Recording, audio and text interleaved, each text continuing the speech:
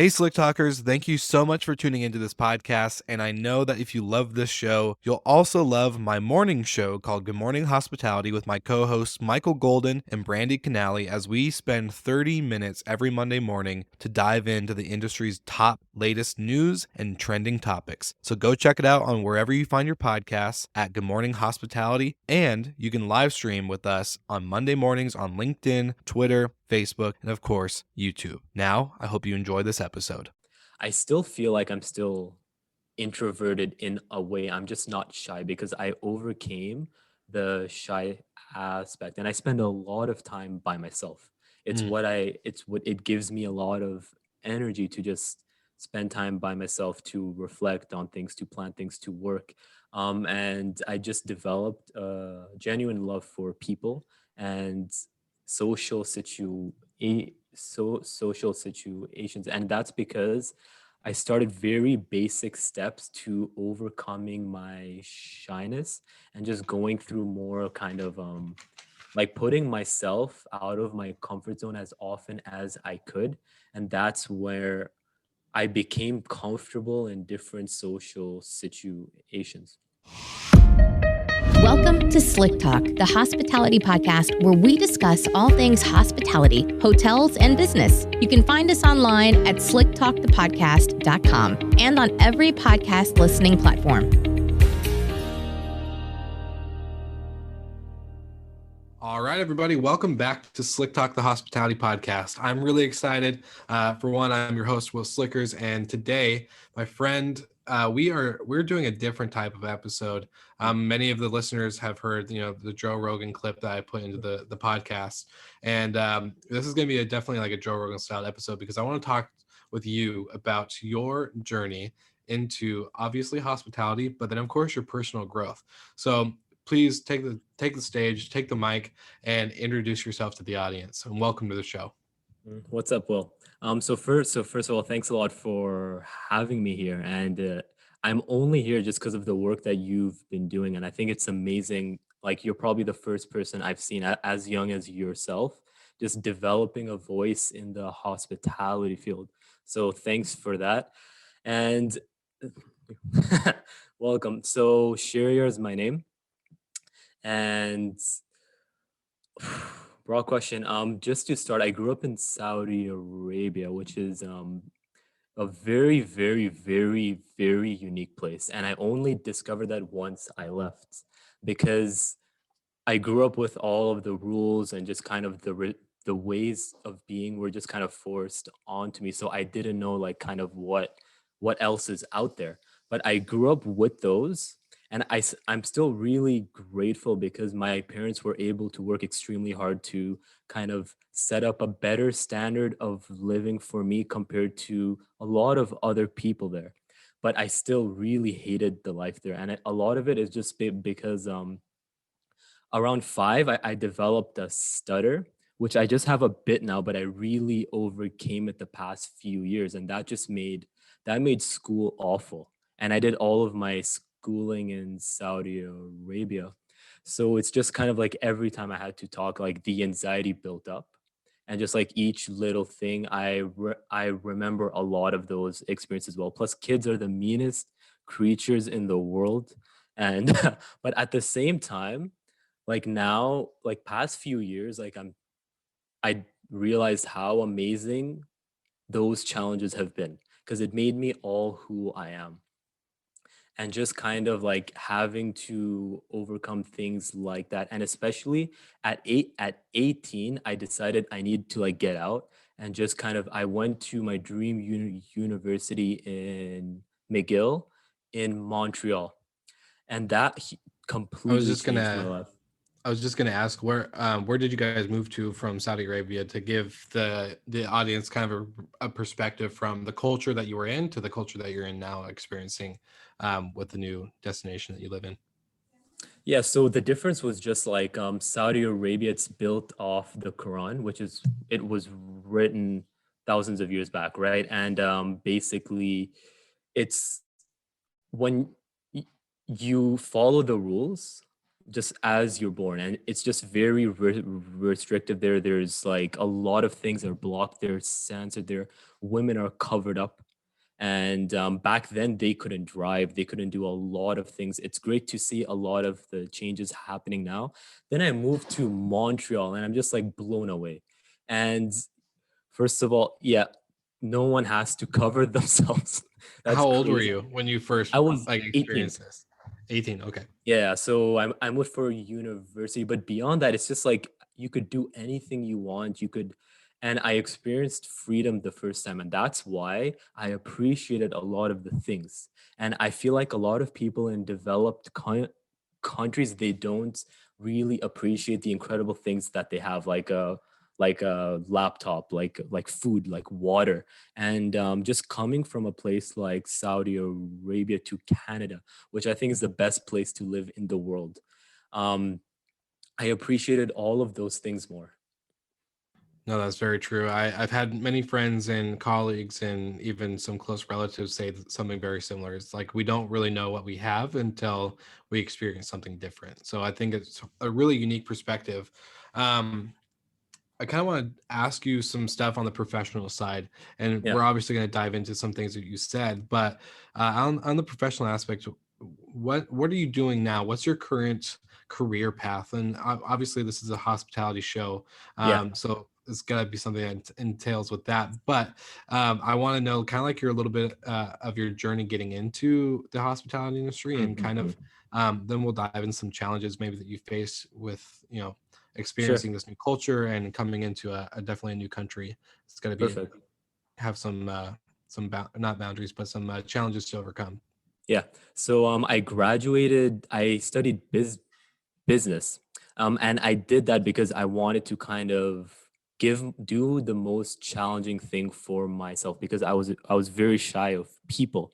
And that's where kind of the foundation of hospitality came into play, because I was always like the shyest kid, and I had a stutter as well. But then slowly developing those social skills from a very grassroots level is what made me really appreciate kind of connecting with other people. So after Montreal, I moved to Toronto. I was unemployed for a year because I'd bomb every interview and I just stutter a lot, right?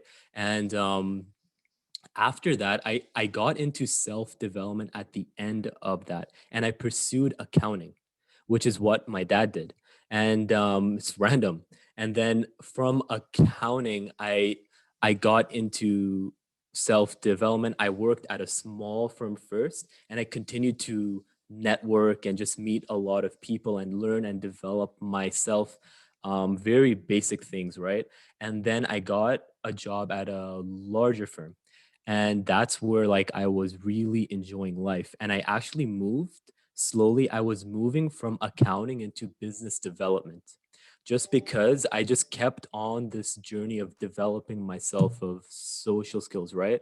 And understanding people in a better way. And I really enjoyed that. So I started doing that, and I started to train business development to people my age, because I thought that there was a huge opportunity in the industry to for people at a young age, like not just when they're like partners at 50 years old to do business development, but start as soon as possible, because it's about developing the fundamental skills. And just kind of like so I started doing that more, and that's when I got a call from my dad. And he was working on a hotel development project since 2012, and it's something he always dreamt of doing. And still, he had no right to start a project of that size, but he's crazy. He believes in himself a lot. He just went for it, then he figured it out afterwards.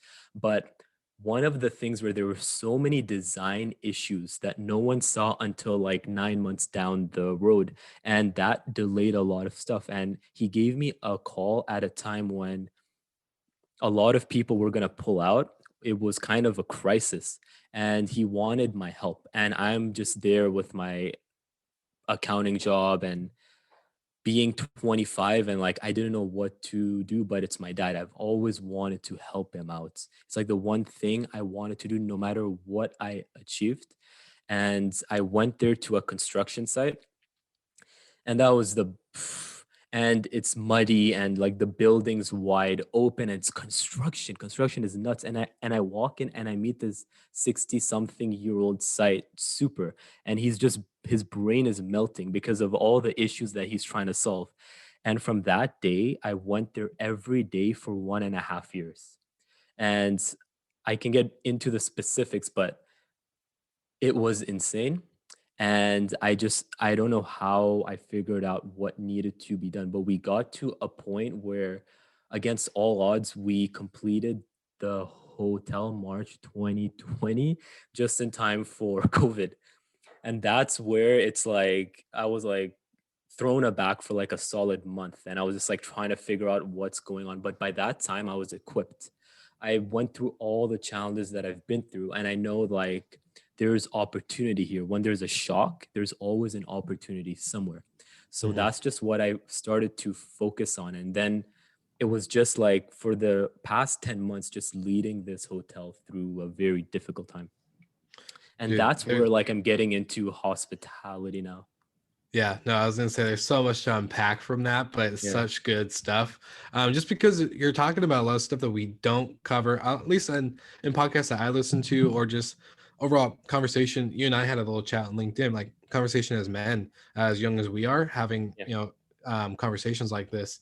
Um, I want to ask a personal question, kind of in the sense because Good. you said something that kind of struck me a little bit. How did it feel to get that call from your dad when he was like, "Look, I need your help. I want you a part of this project," especially with it something that's being his dream to develop this type of hotel? It felt amazing because it felt really good because I was trying to help him out actually before, but it Mhm. was very complicated. I didn't know what's going on, and he's very fast paced. He's Yeah, doing like a job like overseas, and then he'll come here for like 1 to 3 days and just rush. And all I could do for him was just prepare some checks and deliver it to people. And even though I was so proud of how much I grew and the things that I was doing, I felt kind of worthless sometimes just because I yeah, couldn't help him out. So when I got that call, I was like, this is an opportunity. This is finally like he needs, because it's especially because he has this kind of like he's very cool, and like he doesn't want to show like weakness, yeah. and just show strength all the time. And it was the first time I heard him vulnerable. And Mm. I was like, I don't know how I'm going to figure it out, but I've done things to myself that I didn't know were possible. I'm going to figure this out as well. So it felt great, man. About to tear up. Um, no, that's really good, dude. So when would you describe yourself more introverted or extroverted from just kind of like your childhood experience? Because you're talking about like doing business development with younger Yeah. people, especially at when you were like 25. That's I'm 25 right now, and that's still pretty young in the sense of business development, trying to get the understanding and grasp and development side of that. Mm. Would you what was really the driving force of that? Is there extroverted personality, or was it just a kind of an So internal for drive? yeah, for 23 and a half, 24 years, I was like entirely introverted and shy. I still feel like I'm still introverted in a way. I'm just not shy because I overcame the shy aspect, and I spend a lot of time by myself. Mm, It's what it gives me a lot of energy to just spend time by myself, to reflect on things, to plan things, to work. And I just developed a genuine love for people and social social situations. And that's because I started very basic steps to overcoming my shyness and just going through more kind of like putting myself out of my comfort zone as often as I could. And that's where I became comfortable in different social situations. interesting. I Yeah. find that really interesting. With with that kind of going into, so right now, what's your current role in the hotel that you guys have finally built? Congratulations, by the way, that it's finally up and running Yeah. and good to go. But obviously, COVID must have been a pain. Still is a pain, to be honest. But Hmm. what's what's your role been? And I have a couple of other questions regarding your leadership style, especially with Sure. learning the things that you've overcome, like with your stutter and everything like that. So it's a unique role, and it's because of the ownership position that I have, but also the involvement that I've had with the project for so long. So I know a lot of the people there. But the thing is, because of COVID, we had to really cut our staff down, Hmm. and because of that, we've cut the staff down, but the work has it's increased because because there's just a lot of new things to do, and everyone has to pitch in more. And I felt that the staff, they were more focused on the survival kind of stuff, and Yeah. but I was really focused on the opportunity, because there's a huge crash, there's a huge opportunity somewhere, and that's where those COVID months I spent in my room and just writing down stuff and just writing down different ideas and then connecting with people and having hundreds of Zoom calls, like probably like 200 and something. And I just shared my ideas and plans with different people. I reconnected with them for the first time in like a year and a half, because Mm. during the construction, I was just like closed from everything. And I shared my plans, and eventually those ideas became plans, and I just kind of like developed them. And it's just like what I'm doing now. I mean, since then, it was a lot of it was with the community, because the community has been hit. So I was just Yeah. thinking the most powerful thing that we could do is facilitate the return of events and culture for the community and help out people, help out local businesses. So that's where I spent a lot of time making connections with the mayor, with the board of trade, with the provincial like ministry of tourism, people like that. And I was showing them the ways that we could offer our event space, our hotel, as a way to facilitate the return of events and culture to people. So a lot of it was evolving the COVID protocol. And that's where I found an incredible guy named Alex. And I worked with him, and he's been doing such a unique thing. He has 25 different industries in the private sector, and the private sector hasn't been getting much guidance from the government, and basically working with him to evolve the COVID protocol. So to enforce the best kind of protocol that's possible, for a hotel and event space, and have specific plans of how we will do different types of events. So I spent a lot of my time just creating these plans and leads for the different types of events. So virtual events, drive-in and outdoor events, Mm. trying to use our huge parking lot, cultural events especially, and just really working closely with the Arts Council and this dance competition place. And art and dance are something that I love. And I have a lot of friends in there, and they've been hurt so bad. So I was 100%. just looking Yeah. at the ways like how can we use our event space. So I developed this kind of like a fine art sale. So we're using it's like a guided art tour, and just kind of it's a very safe type of event, and the proceeds would support local artists that are hurt right now. Similar things for like an outdoor dance competition as well, and just planning these different types of events. And I spent a lot of time on social media as well, because we had to cut our staff. The person who was in charge admitted to like not knowing much about it, right?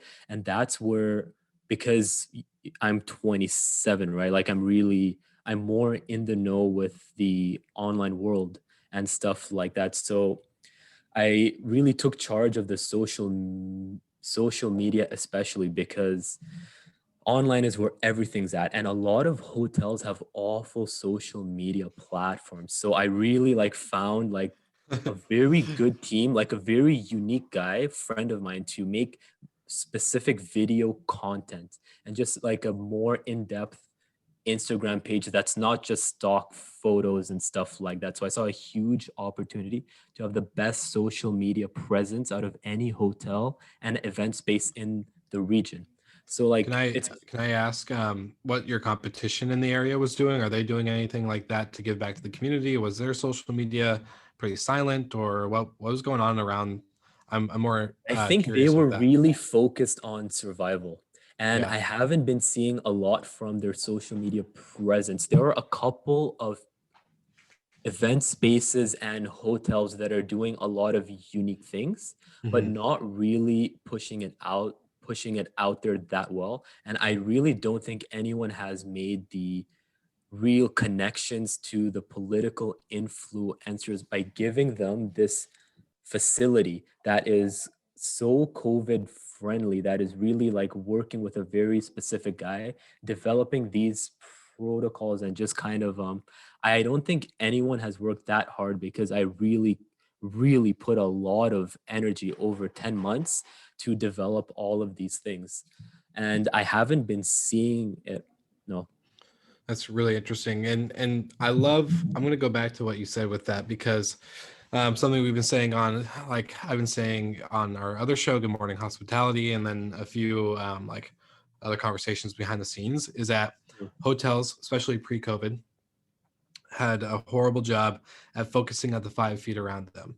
And that is, they're always worried about the international travel, the international guests, the guests from out of state, the guests from out of city, but they never looked at their community right in their backyard. Right. And so to hear you talk about that, do you think that is the key to what has made you guys survive to this point?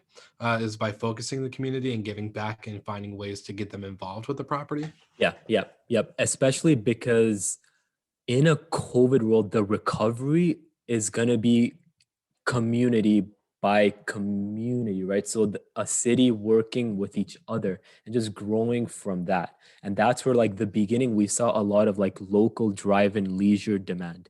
And that's where like we were focusing on like staycation packages, right? That, and we're still working on those and just trying to support local businesses as well and just make some sort of package with them.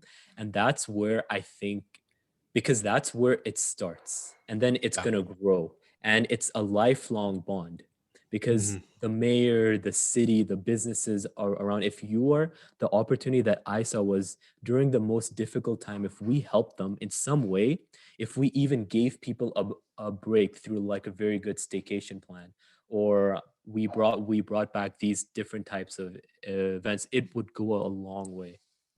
Did you also have you guys seen a big thing on the remote working trend where a lot of people are able to come and work? Yeah. And are you guys seeing that? Like, I, It's I, closed now. It's yeah, closed now, but it's been a huge focus for me, because I okay, really think, and I think I saw on your Good Morning Hospitality as well, you asked the question if hotels are going to be the future workspace. And I saw a yeah, huge opportunity, because I was thinking about the corporate market. How are we hundred going to percent. bring them back? And it's bit at a time. So one person coming here to just take a break, because I know that I would love to get out of my house. I was just thinking about the problems, and that's where the 200 Zoom calls came into place. Talking to people, seeing how they feel, how they develop through the COVID timeline, right? And people got so sick of the home. So it's just, we have a Hmm. huge, expansive lobby where people can just sit and work, and you have a drink there, and you have a break, you have some food. And that's where, at least for me, I work a lot better in situations like that. And that would have been the starting point, just giving people and communicating that this is what a workday could look like from here. That's Hmm. one. And then they would invite a friend. Then they would have a small 5-person, 10-person meeting. And then 10, 20, they could have like a corporate retreat there. And then eventually we'll go bigger events. I love that, man. I'm glad that you see the vision because that's how I see it too. I would love to just get the heck out of my house and Yes. and really understand that this is going to lead into my next question for you, but this is really what gets us into the industry is a human to human connection. We can only do so many Zoom calls. um I try to, as safely as possible, obviously, but get out and see people, and whether it's just a walk in the park and we're 6 feet away or whatever it may be, just to get out, because at the end of the day, we need that. And I think hopefully with hotels, like yourself as well, can you, for the audience, what kind of hotel is it and what brand and what kind of size on the room side? Yeah, so it's a Hyatt Place hotel with a separate convention center as well. And it's 123 rooms. It's actually the first Hyatt Place in Ontario. And basically, Hyatt Place, it's well known in the States. Hmm. In Canada, this was the first one in a huge like kind of like push by Hyatt to gain more recognition here and Yeah. gain a market share here. We are surrounded by 13 Marriott hotels within like a 25-minute drive. And it's insane. And that's why like there was a lot of hope for this one to do well, and that's where the hope is still there because of all of this heavy lifting we've done to build a foundation to come out of COVID. Yeah. And you said it's closed now, so I'm assuming there's some kind of It's restrictions open. with.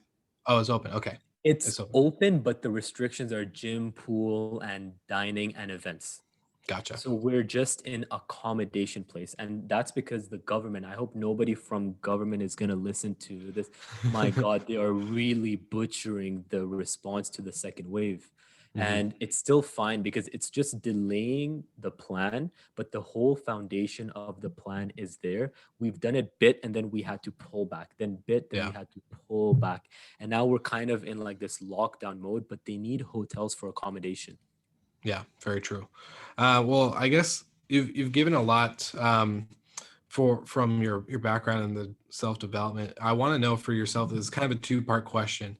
Um, how has something like overcoming your stutter helped influence your leadership style?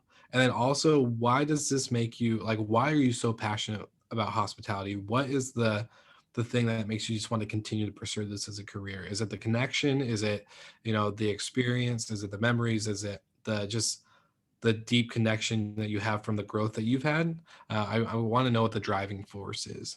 Mhm. I think it's good you made it a two-part question, a lot of stuff, but they're intertwined.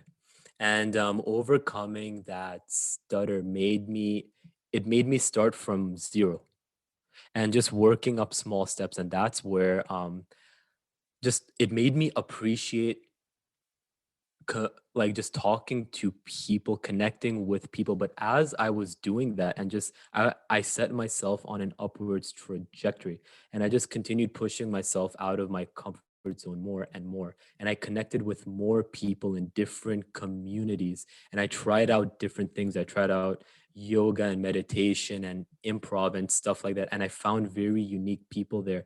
Then in the professional world, this helped me in my networking so much, and not networking, just giving your business card up, but really connecting with people from a deep level.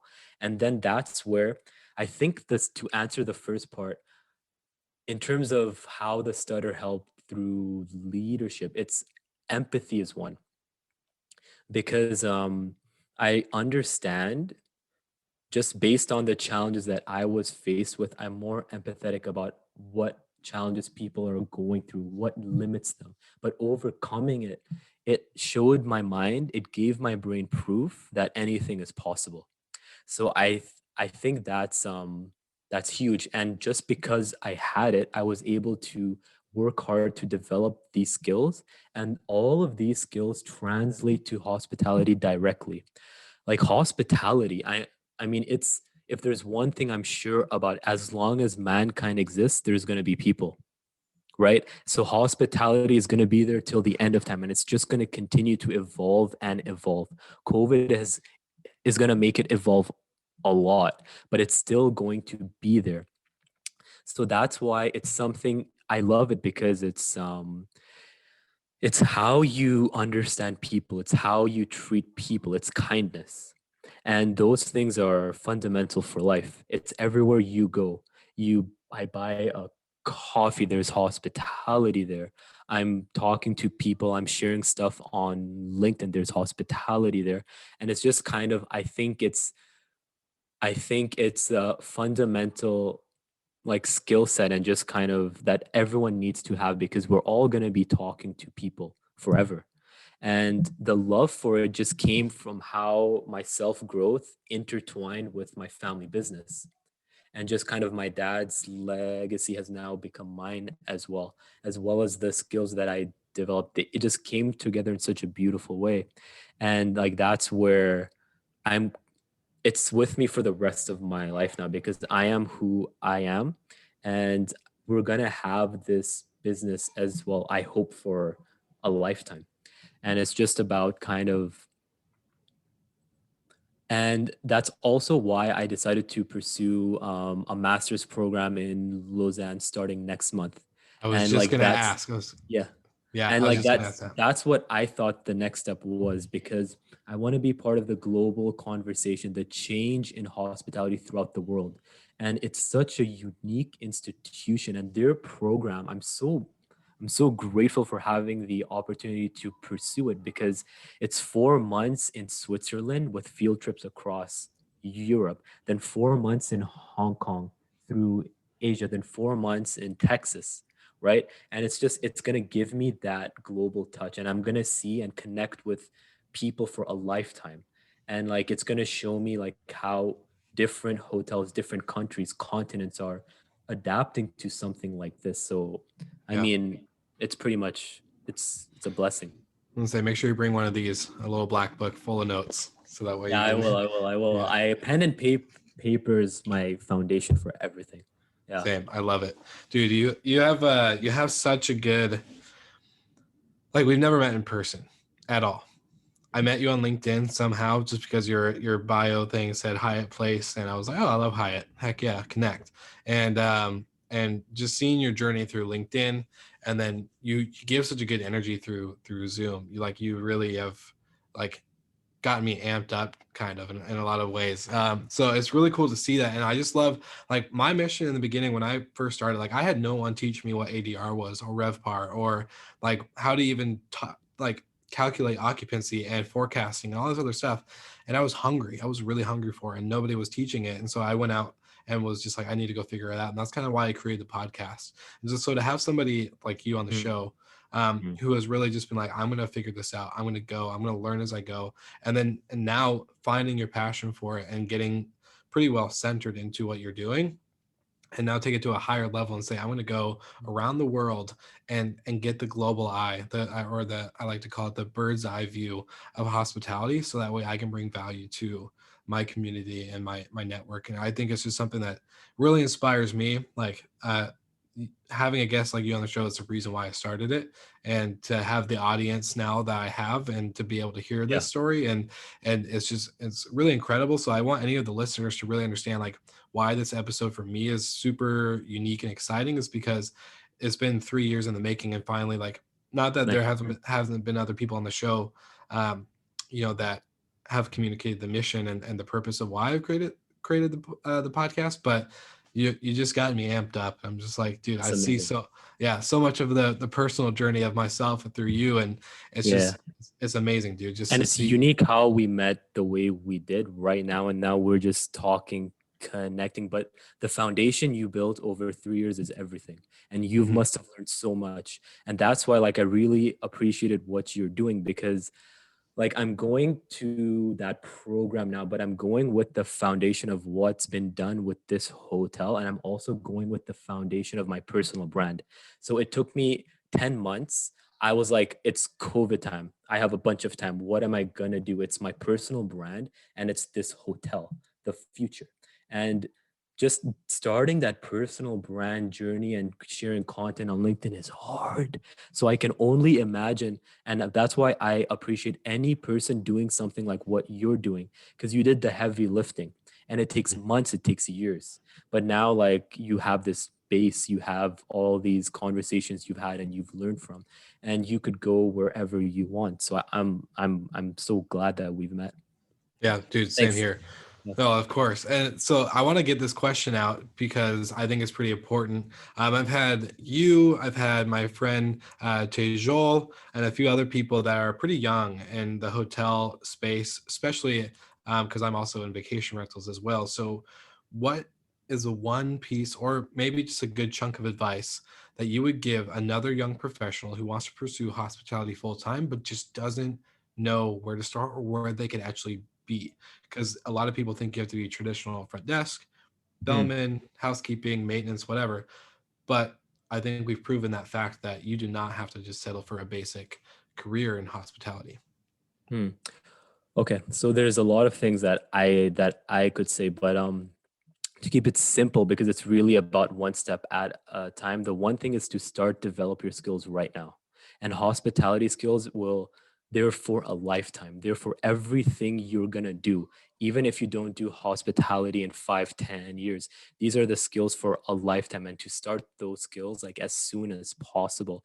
And really, it's about not loving people, because I think that's fake. You can't love everyone. It's like you could be kind, but like I see a lot of forced like service and love, which is not authentic. It's just about understanding yourself first and expressing that, and then expressing it to other people. But really, I think be interested in other people is huge, and to develop that interest over time. 7 billion plus people around the world, different backgrounds, different traumas, different experiences, different everyone. You could learn something from everyone, and you could learn something about yourself from everyone. So it's, I think, really being interested in people is one, and it's just giving that extra bit in the different conversations that you have. So not just picking up a coffee, like saying what's on your mind, trying to like ask a question, developing a relationship over time goes a long way. That's one. The second thing is to speed up this entire process of skill development is to have a reflection process. This is fundamental, this is key. And just to share mine, I have pen and paper, I have my voice. So making self audio recordings of myself plus talking to other people, of course. Then I have documenting on Google Docs. And these three things, you could draw arrows from all of them to each other, because it's such a fluid process that I develop, because I can have a thought, I can write it down, then I could make an audio recording on it to record a stream of consciousness in the moment when it's most in my mind. Then I could take it, I can listen to it, I could put it into one of my Google Docs and give it a proper structure. And that's where I think having a reflection process like this develops your self awareness, which for me is one of the most fundamental skills. So if you're meeting somebody, you use your Google Docs to plan, to write down some notes, how you feel about the thing. You have a plan of the questions you want to ask. After it's done, to make a recording and just stream out your thoughts and just write down your thoughts and how you feel. And these are tools that can, over time, develop your self awareness, but they're also going to get more out of the interaction. And I think that's probably the most important thing. So just to cap up, like being interested in people and then having a reflection process as well. I totally agree, and I think you've said some key things that like empathy, self awareness, and then when you're taking notes and you're putting it into this Google Doc. I'm just like listening to you talk about how you prep for a conversation. You're being very intentional with what you're doing, and I think that's like if you can add empathy and self awareness and then intention, like proper intention, that's like the three pillars for me that just I think succeed in so many aspects because empathy is key, and I know I think you're a Gary Vee fan, if I'm not correct, right? Yeah, yeah. I'm a Gary, and there's a lot of people they follow Gary Vee for like a lot of different things, but Yeah, he's huge on kindness. He's huge on empathy. And what's unique with him is you've seen, I mean, we're discovering new kind of trends, and like we started talking about mental health recently. yeah, Now a lot of people are talking more about emotional intelligence, empathy, kindness. He's like picked up on those trends and he communicates them en masse. And yeah. I've at the same time learned them throughout my life as well. And it's just kind of like I think I definitely agree with that on empathy, which is a muscle. It takes time to really develop it, just like awareness. It's a Yeah. muscle. And I think it's so crucial because we do so many things we're not aware about. Yeah, that and just the overall like understanding of it takes, like you said, it takes time, and it's a lot to take in. It can take you through some deep stuff, to be honest. Like it Mm. could really, and empathy is not taught. Like we're not taught to be It's not empathetic, dying. Yeah, it's and not, there's which is so many. crazy. Yeah, I know. It's like, and there's so many different perspectives. People like you have a different perspective on life than I do, but that's because you've gone through different. Excuse my language. You've gone through different shit. Like I've gone through stuff, and at the end of the day, like we have a different perspective, but like if we keep empathy in mind, the perspective is just that. That's how we learn from each other's perspectives. Everyone has a different perspective, right? But Yeah. if you're listening, Hmm. if you're really like interested and curious, then you could really learn a lot from people's perspective. And like just going back to the reflection process that I mentioned, talking to myself is huge, but Yeah, talking to other people is massive. And just gaining those different perspectives and sharing and listening to to their response is of huge. course. I love Yeah. it. One last question, and we'll wrap it up. Who do you look up to? Who's your I can guess a couple answers. We already mentioned Gary Vee, but who are some people that you're like, this is someone that I admire, and I want to reflect in my actions. So my parents, first of all, my dad's Yeah. an incredible, incredible, powerful, unbelievable guy. And then my mom, she's Hmm. sacrificed so much. She's been through so many things. And they're raising me. And I didn't appreciate them for so long, for most of my life. And like Hmm. I'm just seeing it now. So that's my pillar.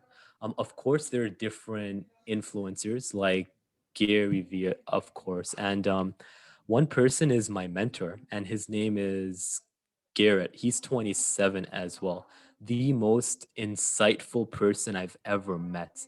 And just having the ability to talk to him every week and share my thoughts on such a high level with him, he's somebody I really look up to. He's also writing a book, which is the most incredible thing I've ever read in my life. So that's probably like those would be the big three. Who else do I look up to? I look up to I really have a vision of the future version of myself. I know that I'm going down this path. I like me a couple years back, I'm a kid compared to now, but me a couple years forward, I'm going to look back and just think like I was such a so I really use that future version of myself to really drive a lot of things as well. But I wouldn't really say there's more people than that because I really try to learn from a lot of different people. As many people as I can meet. Awesome. Well, for the audience out there, where can they find you? What's obviously I'm gonna put everything in the show notes. That's a given. All my audience members know that. But like, what's some things that people can do to look you up or find some more information, even about the things that you've talked about or about just your guys' property? So I think my LinkedIn would have everything. That's probably the first one. That's where I spent a lot of my time, 9, 10 months. And now like I'm just posting a lot of my thoughts and stories consistently. That's probably the first one. Another thing I'm working on is a SoundCloud page. And I'm getting big on audio. And I used to do video before, but there's so many distractions. It takes so much time. And audio, there's no distraction, just me and my voice. So I've been slowly developing an audio page because the truth is LinkedIn, I can't share everything. I can't share the depth that I really want to share with people. So side by side, I've been making a SoundCloud page, really making different series and playlists and different thoughts. And I'm just sharing them all there. And I'm reverse engineering them into LinkedIn posts. So I'm not really promoting the SoundCloud stuff now because I'm still building the foundation, but it's still involved with some of my posts. But LinkedIn is the one place. Yeah, I see you live on LinkedIn. I love it. It's Yeah. awesome. Well, Yeah. thank you so much for being on the show and just taking the time to, Powerful. yeah, just to give out some of your experiences, your thought. LinkedIn is how we met. Yeah, LinkedIn is exactly. why we're having this conversation as well as so many others. And like it really helped the hotel as well because it got me those connections with people I couldn't reach. That's So very true. It's massively powerful. It's severely underutilized, severely by everyone. Yeah. You and I are using it, and it's helped us a lot. But I really want to show people how powerful it can be. No, I 100% agree. I think you should do an audio clip on just LinkedIn. That'd be awesome. I have a couple. Yeah. No, that's awesome. Yeah. Well, thank you so much again for being on the show, my man. And we're obviously going to stay connected. I'm excited for your journey. So obviously safe travels and keep me posted, but just really blessed to have you on the show. Well, thanks a lot, man. I mean, thanks for doing this. Thanks for working up 3 years and just having this kind of thing. And it's just a unique opportunity. And just talking to you about these things helps me really develop my thoughts as well. And was a pleasure. Awesome. Well, you heard it, Slick Talkers. You check out all the show notes, get all the links, and stay tuned for more episodes to come. But this was a special one, so I hope you guys enjoyed, and we'll see you guys very soon. Thank you so much for listening. We love your support and want to provide the best we can to all our listeners. So please find us online, social media, and on Spotify, Apple Podcast, and Google Podcast.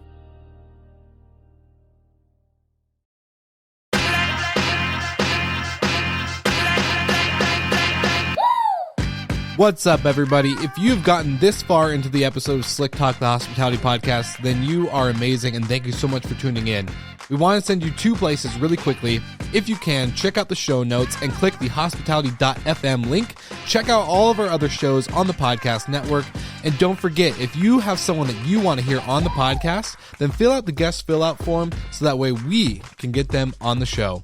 Thank you so much for tuning in, and I hope you enjoy another episode of Slick Talk, the Hospitality Podcast.